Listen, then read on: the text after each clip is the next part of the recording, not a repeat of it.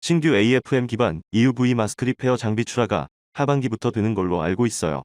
몇 분기부터 납품이 되는 건지 알 수 있나요? 정확히는 말씀드릴 수는 없어요. 다만 하반기 중에는 아마 올해 받은 수주가 완료되긴 할 거예요. 어느 정도 매출 규모의 납품인 건가요? 저희가 아직 공식적으로 EUV 마스크 리페어의 경우에 론칭이 되질 않았어요. 그래도 몇 대 들어와 있어요. 그래서 이것들이 나가게 될 것 같아요. 3나노미터 이하 공정에서 필요한 GAA 현미경에 대한 니즈가 증가하고 있다고 해요. 그렇죠. 아무래도 GAA뿐만이 아니라 지금 공정 자체가 다 미세화되고 있잖아요. 그러다 보니까 저희 제품은 1나노 언더까지 측정이 가능하거든요. 이런 미세화 공정에 있어서 가장 좋은 대안 중에 하나가 될 수 있다라고 말씀드리고 있어요. 실제로 납품이 논의되고 있는 기업들이 많나요? 저희가 아실만한 기업은 NDA가 많이 걸려 있어서요.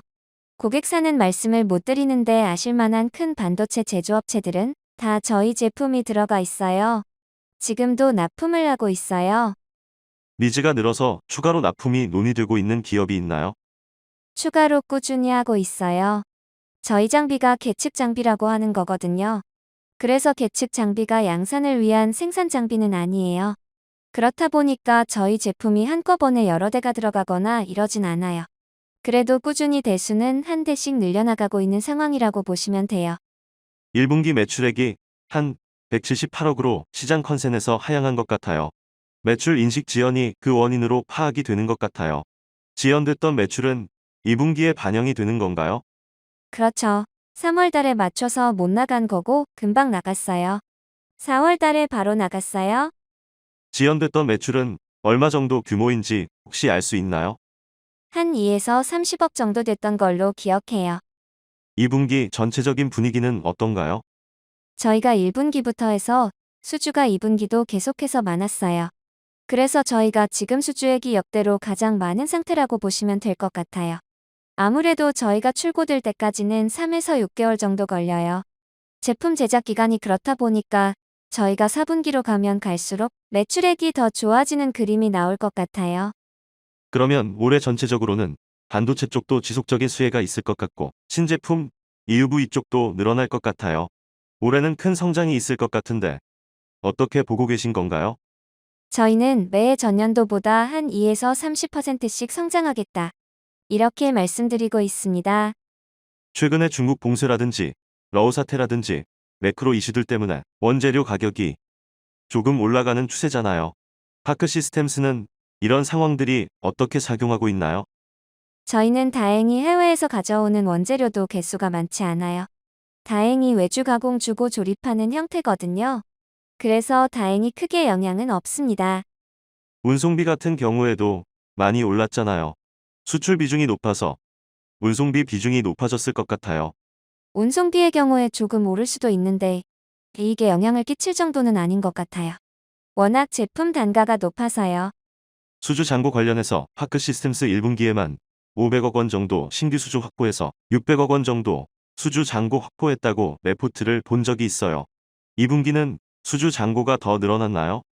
네, 늘어난 것 같아요. 계속 수주를 잘 받아서요. 그러면 1분기는 600억 원 정도인데 지금 현재 수주 잔고는 어느 정도인가요? 지금 잔고는 700억 이상 될 것 같아요. 아직 계산은 안 해봤어요. 6월 끝난 지 얼마 안 돼서요. 제품 리드 타임은 3에서 6개월인 거고 납품 후의 매출로 인식이 되는 건가요? 네, 맞습니다. 저희가 출고될 때 매출로 인식을 해요. 산업용 AFM 산업에서 높은 기술 장벽이 있다고 해요. 파크 시스템스는 확고한 위치에 있다고 하는데 어떤 면에서 그런 건가요?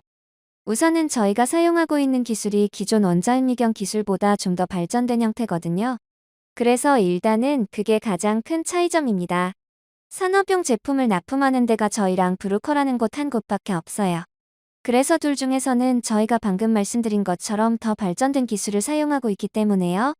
그런 면에서 산업용 쪽에서는 저희가 점유율을 높여나가고 있는 상황이죠.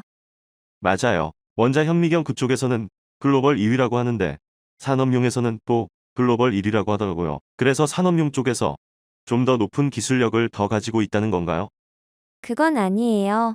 연구용 같은 경우도 저희 제품이 뛰어난 게 맞아요. 연구용은 워낙에 제조업체도 많고 사용하는 것도 제각각이다 보니까 그거는 브루커라는 회사가 원래 기존에도 큰 네임 밸류 회사예요. 그러다 보니까 연구용은 또 고객 충성도가 높아서 사용하던 원자현미경을 계속 사용하고 이런 것들이 있어서요. 다만 기술력 자체는 저희가 가장 뛰어나다고 보시면 됩니다. 브루커 얘기가 나와서요. 지금 중국 업체들에 대해서 연이은 수주로 중국향 매출 비중이 35%까지 확대됐다는 레포트가 있었어요. 경쟁사 브루커는 미국의 중반도체 견제 기조 때문에 적극적으로 중국 진출이 어렵다고 하더라고요. 그래서 중국 쪽 미세 공정 수요율 개선 장비, 수요 증가에 독자적인 수혜를 얻을 거라고 시장에서 예측들을 하는 것 같아요.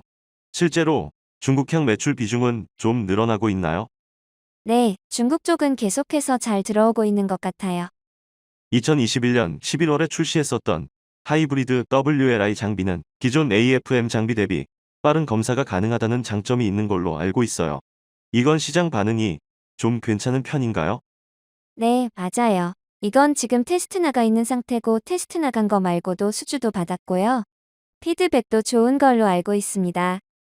비슷한 시기에 개발했던 AFM 장비, EUV 마스크, 리페어 장비 같은 경우에는 어떤 편인가요? EUV 마스크 리페어는 아직 공식 런칭이 아니에요. 공식 런칭이 아님에도 불구하고 이것도 수주가 또 몇 대 들어왔어요.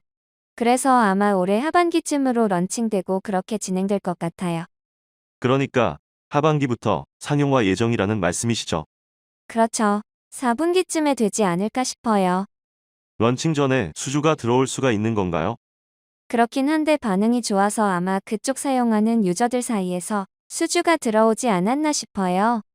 신규 장비들은 기존 제품에 비해 ASP가 좀 높은 걸로 알고 있어요.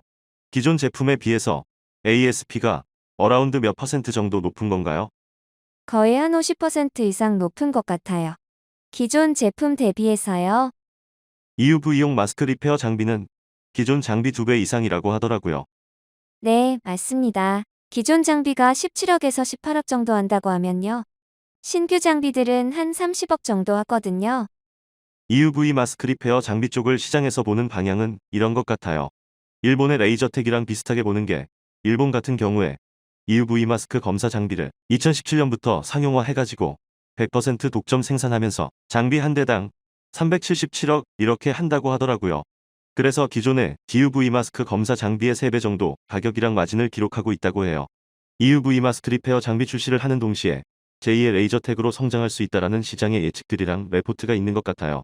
이거에 대해서는 어떻게 생각을 하나요? 우선 저희는 리페어용 장비죠. 검사는 아니고요. 마스크 재사용할 수 있도록 이물질 제거를 도와주는 장비예요. 그래서 EUV 라인이 지금은 전체 반도체 공정에서 아직은 부분이에요.